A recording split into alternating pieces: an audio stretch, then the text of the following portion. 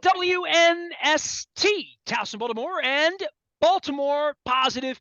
Happy New Year to everybody out there celebrating. We're taking the Maryland Crab Cake Tour back out on the road. Going to be with my good friend Andy at GNA, moving from Highlandtown out to White Marsh. Be doing that next Thursday. Been trying to set up a crab cake tour out there for quite some time. We'll have some Maryland Lottery scratch-offs to give away to start the year, their 50th anniversary, as well as our friends at Goodwill and Window Nation supporting all that we were doing. This man supports all that we've been doing and has for all of this century for the most part. Now, I think we're getting into our third decade of friendship and partnership here through Coons Ford. This is, by the way, Dennis, it'll be 25 years on August the 3rd for WNST. 25 years for the radio station. Now into my 32nd year doing this crazy radio thing. Always appreciative. Happy New Year to you. I know I had Leonard Raskin running around Atlanta all night Saturday, flying home, doing the game.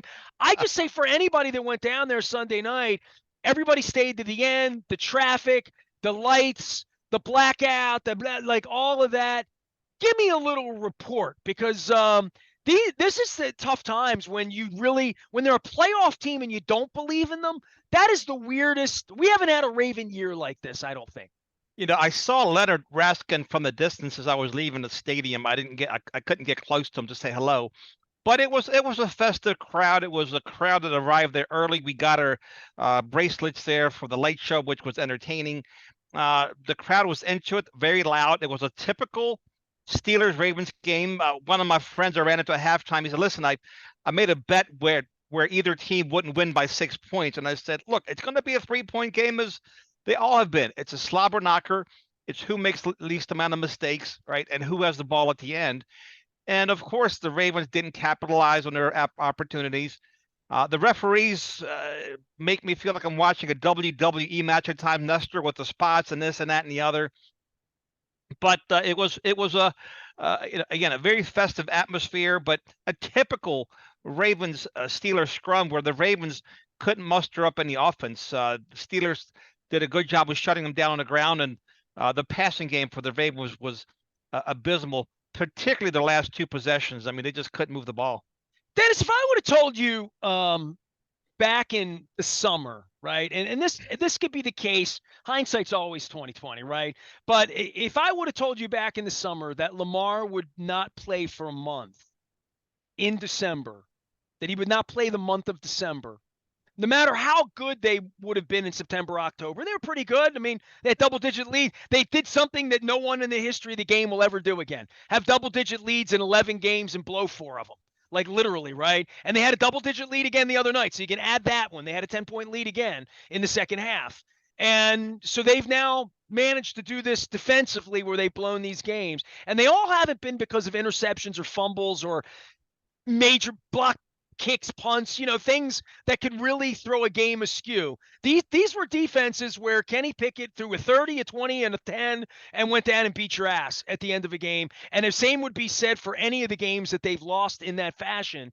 But, there's a point for them where the defense, and Mike Tirico even said this on the broadcast, they cheer the defense here. And I'm thinking to myself, the minute you showed up, put your little bracelet on, all the white lights happen, you think you're at a hockey game or on a spaceship or out at the Luxor in Vegas or whatever, you knew if you're not cheering defense, you weren't going to have much to cheer about, right? It was not going to be you were going to be cheering for defense. Big defensive plays, taking the ball away, knocking the ball away. This was not running the ball more. This was not going to be, to your point, anything other than what it was.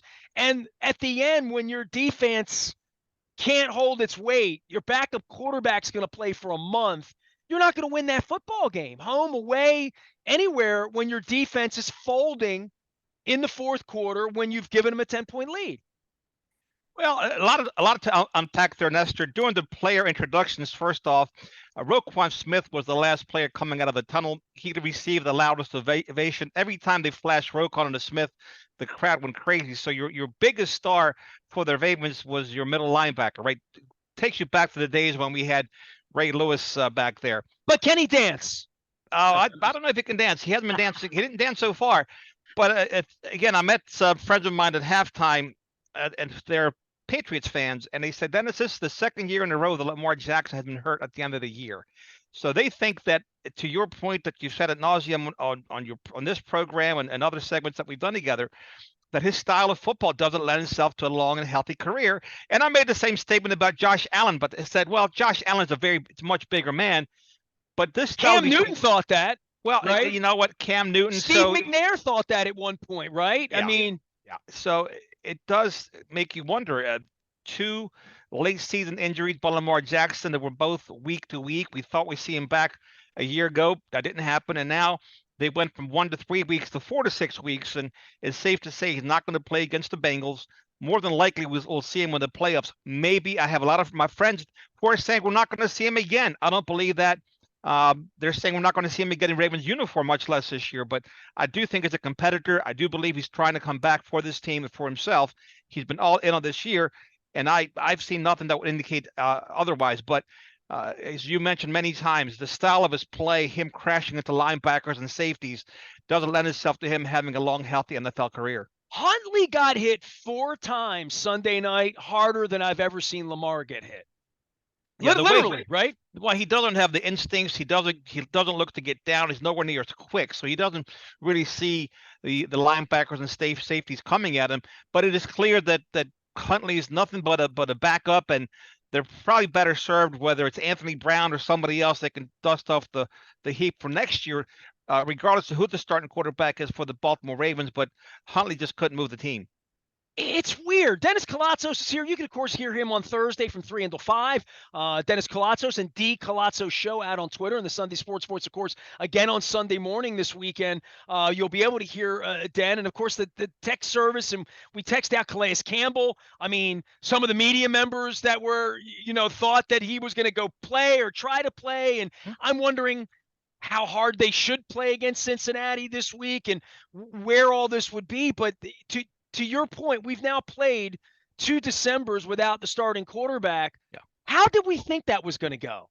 I mean, and you watch Tyler Huntley's skill set, and you watch the skill position players around him, and he did a good job of finding Mark Andrews, and Dobbins did an okay job of running the ball, and they pull like, a Navy football team. I mean, they pull like Nebraska back in the 80s, right, when I.M. Hips out there running around, right? Like, they do all of these things. They got Pat Ricard going downhill. But at the end of the day, it's 3rd and 8. You still got to throw the ball or you're going to punt, right? And you get into the red zone and you've got to you've got to win in a phone booth that they can't win in for whatever reason. And TJ Watt looked possessed. I mean, the Hayward play, I don't even know if you really saw, or you probably came home and watched the highlights. I didn't see it. But Ronnie Stanley pulled Hayward down onto him, and Hayward got called. Hayward got into a fight on the sidelines with Minkah Fitzpatrick about it, and Hayward said, I didn't do anything.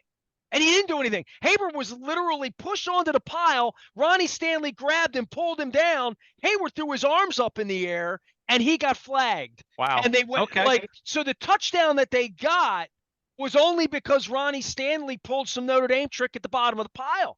Literally.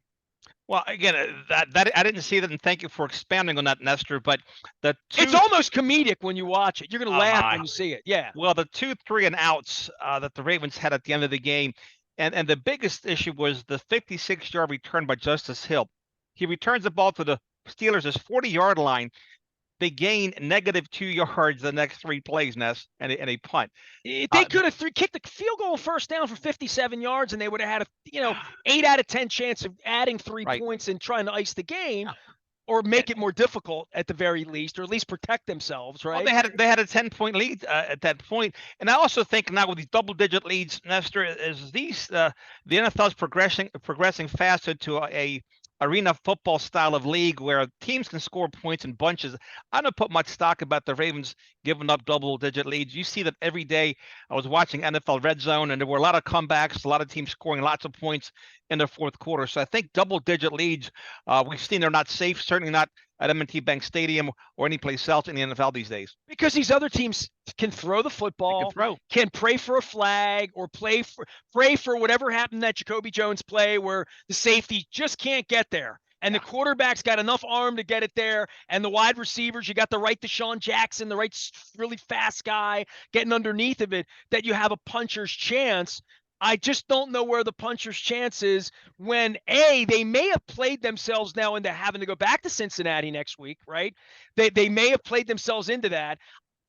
I think they could go to Jacksonville with a healthy Lamar Jackson next weekend and be okay. Obviously, the notion of them playing a home game now against the Chargers or something like that, that feeling starting to go away. So the notion that they're going to go on the road 3 weekends in a row and beat name any of these guys, Trevor Lawrence, Joe Burrow, Allen, take the pathway that Joe Flacco took, which he beat Andrew Luck, he beat Peyton Manning, he beat Tom Brady just to get to the Super Bowl. That's what you're looking at here. No matter whether your name's Herbert, if your name is Lawrence, either any of these names, you're going to have to beat 3 other teams, do it on the road. They're not capable. They're if they had to go play tomorrow and start the season all over again, I'm not sure they're a 7-10 football team as they're comprised right now. Even with Lamar Jackson, with a regular schedule, if they don't have wide receivers and they got banged up corners and a beaten up defensive line. Yeah, even with Lamar Jackson, the Ravens are devoid of explosive weapons at the skill positions. You see these other teams around the league, they change quarterbacks, but they still have skilled receivers, skilled players. You look at San Francisco, Brock Purdy, Mr. Relevant, the last player taken in this year's NFL draft, but he's throwing to Deebo Samuel and Brandon Ayuk, and he's got McCaffrey in the backfield. You see this kid Stidham over there for the Raiders. He's got Darren Waller. He's got Hunter Renfrow. He's got Devontae Adams. So my point is, it doesn't really matter who the quarterback is for the Baltimore Ravens to a degree because they just don't have these skilled players. We saw Gardner Minshew against the Cowboys put up 30-some points because he's got A.J. Brown and he's got Devontae Smith and he's got weapons. He's got a big-time tight end there too. So the Ravens just don't have enough weapons. And hopefully Eric DeCosta will learn that you've got to have a wide receiver 1 in the NFL and a very competent wide receiver 2 to be able to compete in these type of games. Do you think there's another Ford dealership in Cincinnati with someone like you with a President's Award behind you that can even name the wide receivers here? You know what I'm saying? Like you're naming all of these weapons in these other cities. Nobody in these other cities is saying James Prochi. Who? Deshaun Jackson, he's still playing. He was doing podcasts 6 weeks ago. Did I see Sammy Watkins last night? I don't even think I saw him on the field. It's just it's insane. That kid that they signed from the practice squad in Arizona ran around, right? Oh, Indians of Bella, and he got hurt because he was fast. He was a second round draft pick, but they didn't even throw a deep ball. I don't believe the entire game. I'm trying to flash back to did they even challenge the Steelers defensive backs downfield? I don't think it happened. Well, Justice Hill with the return was the biggest play of the game that wasn't Ronnie Stanley pulling Cam Hayward down and getting a penalty, right? And Boswell missing the field goal at 48 yards and the clink. I mean, there were a lot of open doors for them, and much like their season, right? And the loss a couple weeks ago to the Brent, all of these narrow misses and the big. Well, we had a 2-touchdown lead, but you didn't, and you're telling me your defense is the strength of your team. Your defense is the backbone of how you're going to win a championship 2, 3, 4, 5 weeks from now, and your defense can't hold its weight against Kenny Pickett. These aren't the 2000 Ravens. They're certainly not the 1985 Bears. They cannot shut teams out. They lost to a rookie quarterback, and football is such a complementary game, and we talk about this all the time, Nestor. It's the ultimate team sport where. Again, if the offense gets a couple first downs, if they get another field goal, maybe that changes the narrative and the outcome of the game. But you see these other quarterbacks, these other teams, they get the ball back just like the Ravens Sunday night with 30 and 40 seconds left. And for them to drive down the field, it's not a problem to get a field goal. A lot of times it's threatening the end zone. And you're talking about quarterbacks like Aaron Rodgers and Tom Brady and Joe Burrows and Patrick Mahomes, but they have weapons at the wide receiver position. They have explosive players, and the Ravens should trade for somebody next year. They should trade a first and a third, just like the Eagles traded for A.J. Brown, because they certainly can't draft a wide receiver. They just, for whatever reason, the stars have never aligned us, so they don't have a second pick next year. So, give up a first and a third and get yourself a real wide receiver 1. because that's another narrative. Why would Lamar Jackson want to re-sign with a team that's a run-first team that can help him win ball games? Well, and that's why no wide receivers will sign here, and that's why they have to draft them because they can't recruit them. Dennis Koulatsos is here. He will be here again on Thursday. All right, so let's play the game because there's only one left, and then it'll be playoff time next week. So I'll do my Wayne's World. All right, so like if you were to write the script as to what's going to happen here, like I'm going to write a column this week that's going to be a little bit of the ghost of past, present, and future when the story is written on draft day, right? Because we already know they're going to draft 20 something or, whatever it's going to be based on their playoff team. And they're going to draft 21st, 3rd, 2nd, wherever it's going to be. What happens between today and then? And I don't just mean the Cincinnati game this week. Like, what field do they walk off of disappointed after losing the year? And the season's over? What does that press conference look like? What happens to Greg Roman? What happens to Lamar Jackson? Is Lamar Jackson part of that? Or is Tyler Huntley going out and losing in Cincinnati this week and next week? Like, there are so many crystal balls here. And then the crystal ball in regard to where's Lamar's head? Does he really want to be here? Or are they just ready to be done with him at this point and say, this didn't work? I got to keep my job. I'm Eric. I'm John. I like my gig around here. Kid can't play in December 2 years in a row. We have issues with him. He doesn't show up at OTAs. We can't sign him. He's got a statue. He thinks he's bigger than he is. Then he doesn't show up and play in the games we need him in. We made a mistake here. Let's go lick our wounds and have Derek Carr be our quarterback. I'm making this up, but like something has to happen here that looks like $200 million for a kid who's been unavailable lately, or they're going to franchise him and live with whatever that means for him psychologically. But this isn't going to end with a parade. And I'm starting to get ready for it's going to rain soon. and what does that mean for Eric and Steve and John Harbaugh? And what does it mean for Lamar? Well, first off, as a fan of the team, I would love to see a home game, which seems out of reach now. Had they beaten the Steelers, it would have been within reach. So I'm disappointed with that. I think that they have to move on from Greg Roman. I think it's obvious the team needs a freshening, just like they needed a freshening from Wink Martindale a year ago. Bringing in somebody, and not somebody from the Harbaugh tree, somebody from the outside. If I'm Steve Bisciotti, I want some fresh ideas. I want a younger coordinator. I want a modern day offense. And I'm telling you right now, every time I've ever been with John, and I've been with John a lot, right? And I've been lied to by John, and I've been told the truth by John. Every time there's ever been a discussion with John in regard to coaches, and this was from my book, right? This is after Cam Cameron, all of that. John is adamant, as much as his last name is Harbaugh, that he picks his coaches. Well, what? That he's going to pick his coaches. But here's the conversation. If I'm Steve Bisciotti, John, you can certainly pick your next coordinator, and you will. I want you to interview the best coordinators that are available, whether you know them or not, whether you have a relationship or not. He owes that to the team, and he has to do that. It wouldn't be a request. It would be more of a demand.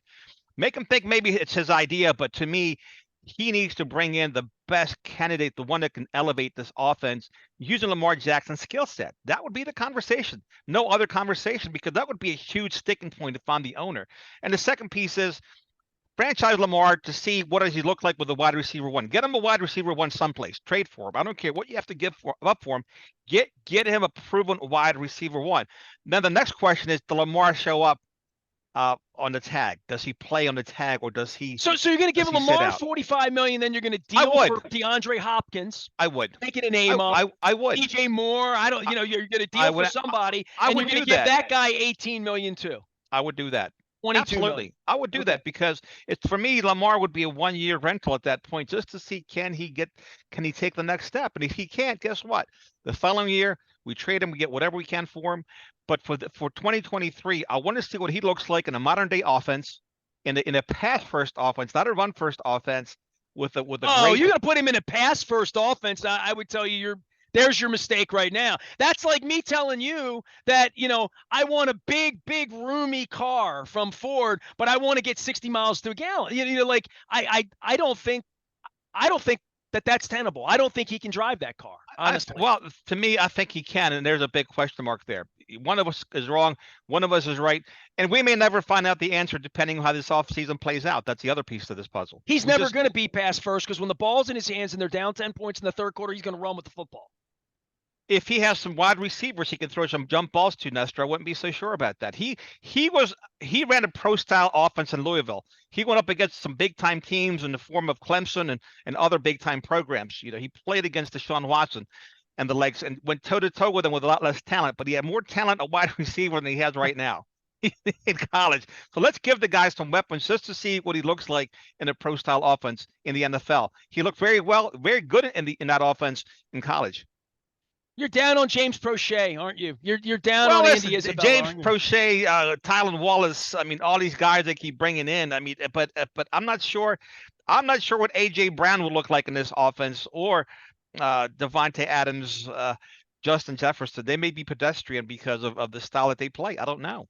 I just don't know. I don't think that this style of offense is attractive to any of the wide receivers that we would covet in fantasy. No, but it's attractive to offensive linemen and running backs and tight ends perhaps, but the one position, and it's a big position in the NFL. In today's NFL, I don't believe you can win anything without having a couple of big-time wide receivers, which the Ravens lack. If you look at the Chiefs and the Bengals and the Bills and the Eagles and all these things, I mean, they have weapons. They can score, and they can play defense, and they can run the ball. They're well-rounded. They're not one-dimensional. This team can't come back from a deficit. I mean, we saw that Tyler Huntley vomited all over himself with 40-some seconds left to go, whereas a competent quarterback with competent skills players would drive down that field and set up his kicker for a field goal or even maybe a game-winning touchdown. Dennis Koulatsos is here. He's scoring touchdowns over Coons, Baltimore Ford. He's over at Security Boulevard. He will be here on Thursday from 3 until 5, driving you home, as well as on Sunday morning, getting you ready for Ravens and Bengals and the final weekend of the season, the final weekend for some coaches and some players and some retiring people. And then we're going to get into playoffs next week, and it's going to be a whole new world. 2 games on Saturday, 3 on Sunday, 1 on Monday as well, and matchups all over the place and plenty to talk about into the offseason here as well. I am Nestor. We are WNST, AM 1570, Towson, Baltimore, and we never stop talking Baltimore positive into New Year 2023.